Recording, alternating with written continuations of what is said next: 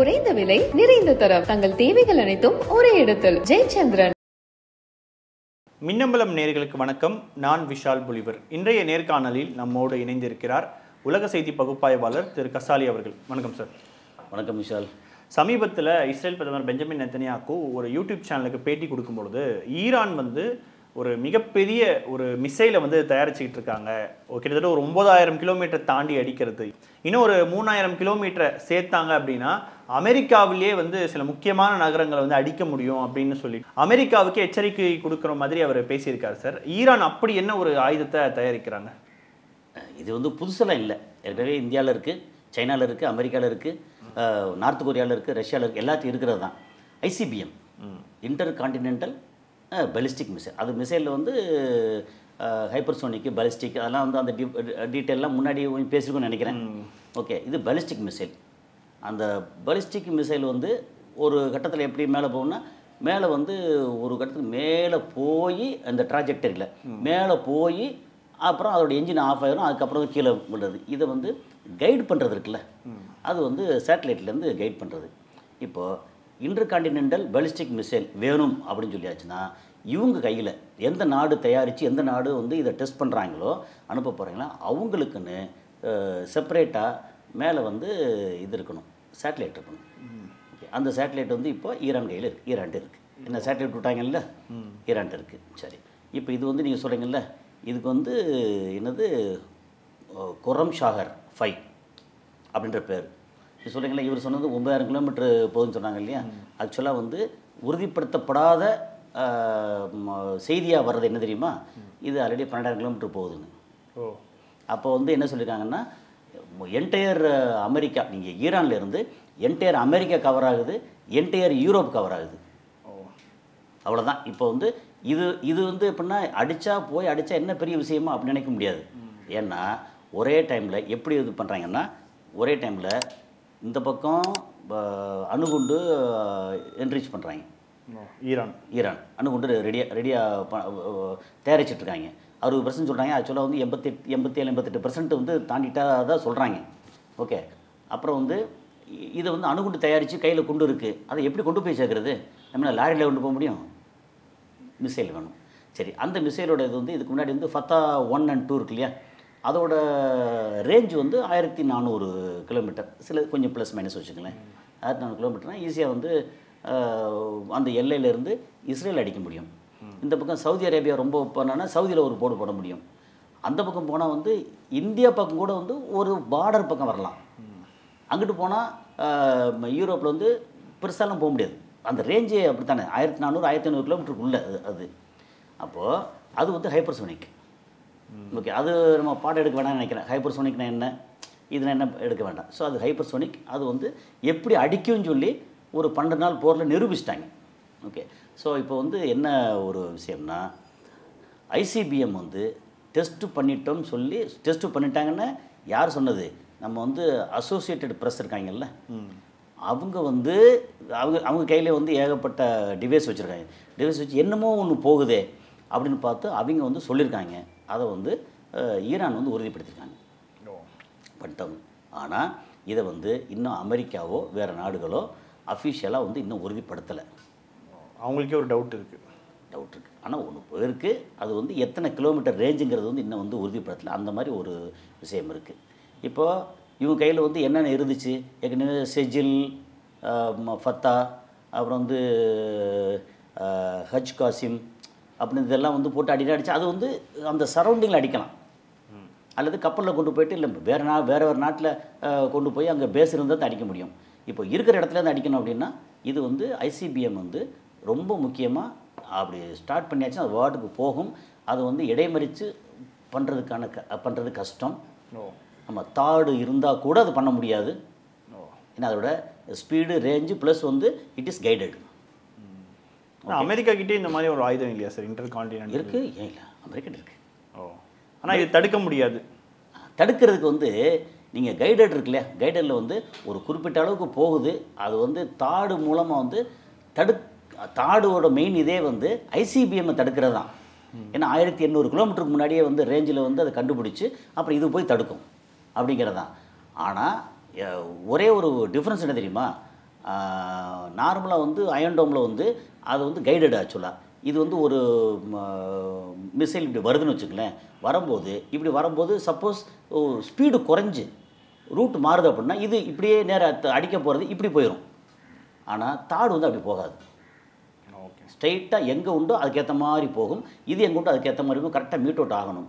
சின்னதாக வந்து ஒரு ஒரு ஏதோ சம்திங் இப்போ ஆயிடுச்சு வச்சுக்கலேன், தாடு வந்து நேராக போய்ட்டு வேறு இடத்துல அடிக்கும். இது நேராக அவன் சொன்ன இடத்துல போய் அடிக்கும் அப்படிங்கிறது. அதனால் இது வந்து இன்டர்செப்ட் பண்ணுறதுக்கான இது வந்து வாய்ப்பு வந்து குறைவு. அதுக்காண்டி பண்ணவே முடியாதுன்னு இல்லை, வாய்ப்பு குறைவு. ஓகே. ஆனால் இதில் இன்னொரு விஷயம் என்னென்னா, இதில் வார்ஹெட்டை வந்து அணு ஆயுதத்தை வைக்க முடியும். எல்லா ஐசிபிஎம்முக்கும் அவங்க சொல்கிற ஒரே பிரச்சனை என்னென்னா, வார்ஹெட்டு நார்மலாக உள்ள இதாக இருந்தால் அங்கே போய் அடிக்கும், வெடிக்கும், டேமேஜ் பண்ணும், அப்புறம் சரியாக போயிடும் வச்சுக்கலாம். அணு ஆயுதத்தை வைக்க முடிஞ்சிச்சு அப்படின்னு சொல்லியாச்சுன்னா, ஈரான் வந்து இப்போ ஐசிபிஎம் டெஸ்ட் பண்ணிட்டாங்க. 9000 கிலோமீட்டர் சொல்கிறாங்களா, ஆனால் 12000 கிலோமீட்டர் வரைக்கும் இப்போ டீட்டெயில் வருது. 12000 கிலோமீட்டர் வந்து என்டையர் முக்கியமான New York, entire America, entire Europe எல்லாமே கவர் ஆகுது. ஈரான்லேருந்து உலகத்தில் எங்கே வேணாலும் அடிக்க முடியும். இப்போது ஒரு ஐசிபிஎம் டெஸ்ட் பண்ணுறான்னு வச்சுக்கலேன், ஒரு 25, 30, 50 ஐசிபிஎம் ரெடி பண்ணி வச்சுருக்காங்க. ஓகே. ஏற்கனவே வந்து ஒரு 20 பக்கம் வார்ஹெட் வந்து அணுகுண்டு வந்து ஆல்மோஸ்ட் தயாராகிடுச்சுன்னு சொல்கிறாங்க. ஏதாவது ஒரு இதை வந்து டெஸ்ட் பண்ணிட்டாங்கன்னா, ஏற்கனவே 2-3 வாட்டி நிலநடுக்கம் வந்துச்சுன்னு சொன்னாங்கல்ல, அது நிலநடுக்கம் இல்லை, டெஸ்ட் பண்ணியிருக்காங்கன்னு வேறு சொல்லிட்டு இருக்காங்க அவங்க நாட்டுக்குள்ளேயே. ஆமாம், எப்போவுமே அவங்க நாட்டில் மலை ஏரியா இல்லையா. ஏற்கனவே வந்து அவங்க வந்து உள்ள ஆராய்ச்சி கூடமே வந்து கிட்டத்தட்ட 240-300 அடிக்கு கீழே வச்சுருக்காங்க. ஓகே. இவங்களோட இது வந்து நம்ம B2 பாம்பர் இருக்கு இல்லையா, பங்கர் பஸ்ட் இருக்கு இல்லையா, அது போகிறது வந்து ஒரு 200 அடிக்கு கீழே தான் வரைக்கும் தான் போகுது. அவன் அதுக்கு கீழே வந்து ஆராய்ச்சி கூட வச்சுருக்கான். சரி, இப்போ இதுக்கு வந்து ரொம்ப பெரிய அளவுக்கு கீழே தோண்டி வெடிக்க வச்சு பார்க்கலாம்ல. அப்போது ஒரு மாதிரி குலுங்கும். அப்படி 3 வாட்டி குலுங்கியிருக்கு. அப்போ ஏற்கனவே டெஸ்ட் பண்ணிட்டாங்க அப்படின்ற அளவுக்கு, அது அன்அஃபிஷியலாக அப்படின்னு சொல்கிறாங்க. ஆனால் இப்போ இருக்கிற சூழல் பார்த்தா கூடிய சீக்கிரம் டெஸ்ட் பண்ணிடுவாங்க. அப்போ டெஸ்ட் பண்ணிட்டா உலகம் வந்து ஈரானை வந்து வேறு வழியில் ஏற்றுக்கிட்டு தான் ஆகணும். உன் கையில் வந்து வார்ஹெட் இருக்குது, அணுகுண்டு கையில் இருக்குது, இதை சுமந்துட்டு போகிற ஐசிபிஎம்மும் கையில் இருக்குது. ஒன்று வெறுமனே ஐசிபிஎம் மட்டும் வச்சுருந்தும் பிரயோஜனம் இல்லை. பிரயோஜனம் என்ன, அதுலேயும் வந்து வேறு வெடிமருந்து வைக்கலாம்.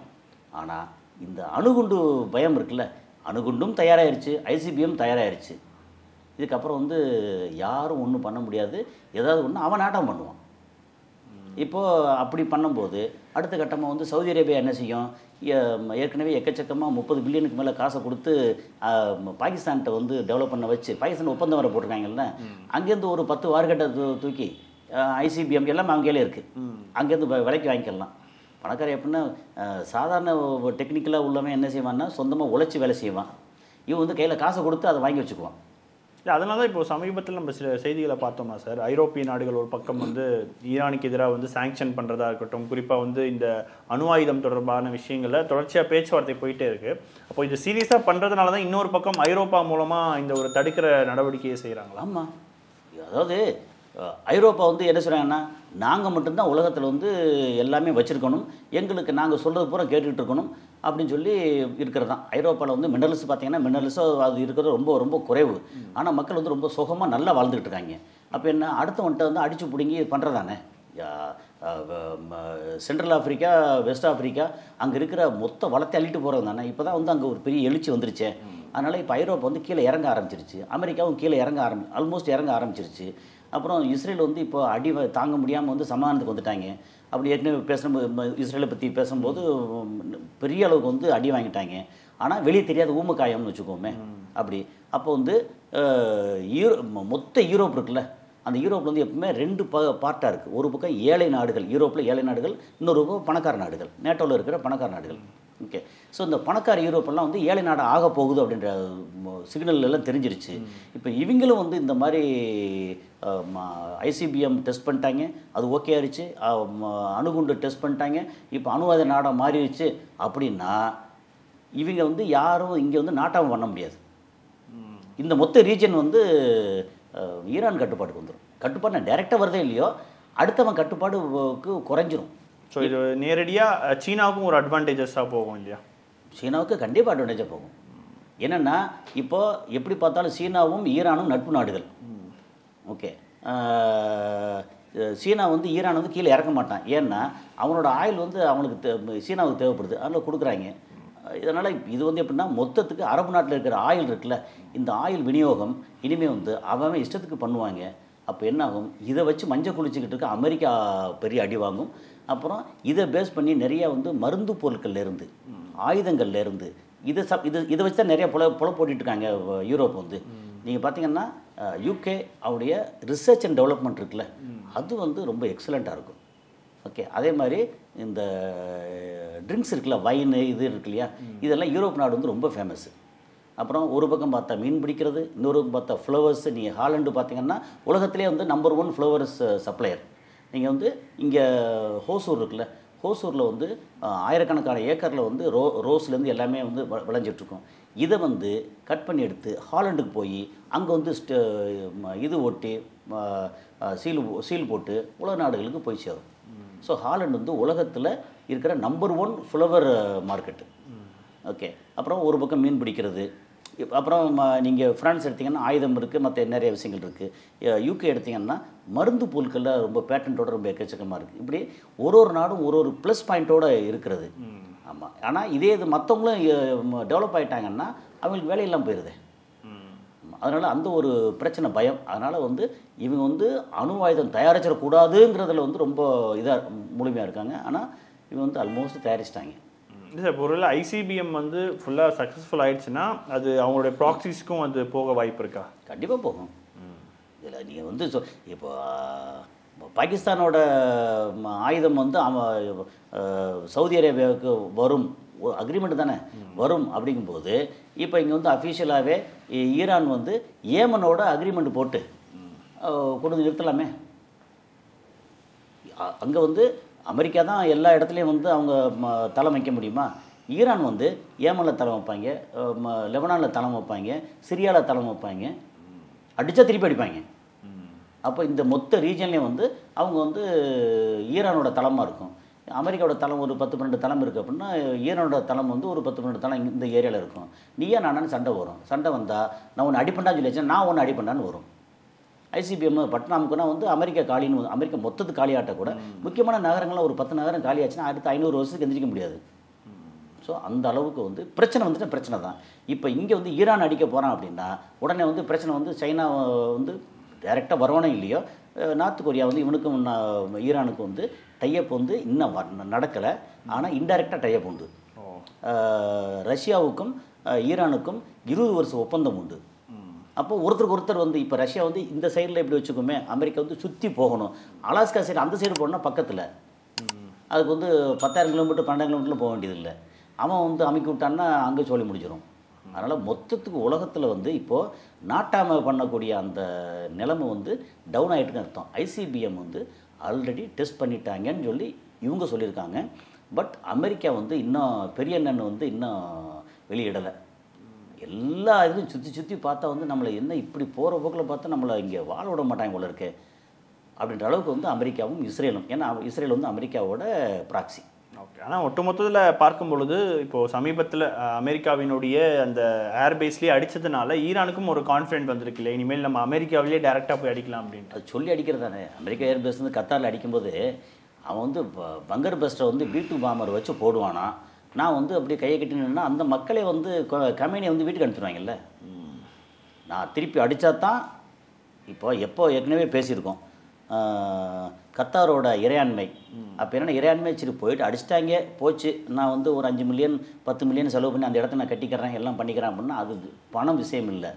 ஒன்று அடிச்சிருக்கான் இஸ்ரேல் அப்படின்னதுக்கப்புறம் அதை வந்து கொஞ்சம் அட்ஜஸ்ட் பண்ணுறதுக்காக தானே வந்து நெத்தன்யாகு மன்னிப்பு கேட்டது. அது எல்லா இடத்துலையும் வந்துருச்சா, மன்னிப்பு கேட்டாச்சு. ஸோ நிறையா மன்னிப்பு கேட்டார். இப்போ மன்னிப்பு கேட்டால் திரும்ப போய் எப்படி அடிக்கிறது அப்படின்னு ஒரு இடத்துல வந்து சமாதானம் இருக்கு இல்லையா. அது மாதிரி வந்து இப்போ வந்து கம்பெனி வந்து இப்போ திருப்பி அடிக்கலைன்னு வச்சுக்கோங்க. அப்போ என்னென்னா சொல்லித்தான் நாங்கள் அடிக்க போகிறேன் அப்படின்னு கத்தாரில் வந்து நீ வந்து கொஞ்சம் ஒதுங்கிக்கோ, நான் வந்து அமெரிக்கா ஏர்பேஸ் அடிக்க போகிறேன். சரி, அமெரிக்கா ஏர்பேஸ் அடிக்க போகும்போது அவங்க வந்து இன்டர்செப்ட் பண்ணுறாங்க. பண்ணால் கூட சிலது விழுந்துச்சு. பண்ண முழுசாக பண்ண முடியாதா? அது பண்ணுறது இல்லை, விழுந்துச்சு அடிச்சிட்டாங்க. நான் வந்து உங்கள் நாட்டில் வந்து அடித்தேன், நீ வந்து என்னோடய ஏர்பேஸில் அடித்த, இதுக்கு சரியாக போச்சு அப்படின்னு எல்லாம் வந்து ஒரு பக்கம் பார்த்தீங்கன்னா அரசியலில், உலக அரசியலில் மொத்தத்துக்கு சுற்றி முற்றி பார்த்தா கூட்டு கலவணியை தான்.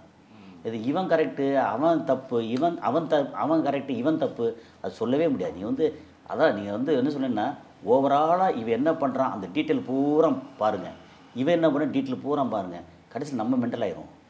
உலக அரசியல் அப்படித்தான். இப்போ இந்திய அரசியல் எடுத்தாலும் அப்படித்தான், நீங்கள் தமிழ்நாட்டில் இருந்த அரசியல் எடுத்தாலும் அப்படித்தான். எல்லா அரசியலும் இப்போ வந்து திமுகவும் பிஜேபியும் வந்து ஒன்றா இருக்காங்க, உள்ளுக்குள்ளே பின்னாடி வந்து பேச்சுவார்த்தை நடத்தத்தான் செய்கிறாங்க. அதாவது இல்லைன்னு ஆட்சி பண்ண முடியாது. அப்புறம் அவங்களும் வந்து ரொம்ப எதிர்த்து நிற்க முடியாது, மக்களுக்கு எதிர்ப்பு வந்துடும் அப்படின்னு எல்லா இடமும் வந்து அது நம்ம சும்மா கலவைக்கீழ சொல்ல தான் கூட்டு கலவணித்தனம்ங்கிறது. அது அரசியல் வந்து அப்படித்தான் பண்ண முடியும். அதே மாதிரி உலக அரசியலும் அப்படித்தான் இருக்கும். அதனால் வந்து இன்றைக்கி வந்து பார்த்தா அமெரிக்கா கொஞ்சம் யோசிக்கிற இடத்துல இருக்காங்க ஈரானை பார்த்து. நிச்சயமா சார், உங்கள் நேரத்துக்கும் கருத்து பகிர்வுக்கும் மிக்க நன்றி சார். குறைந்த விலை, நிறைந்த தரம், தங்கள் தேவைகள் அனைத்தும் ஒரே இடத்தில். ஜெயச்சந்திரன்.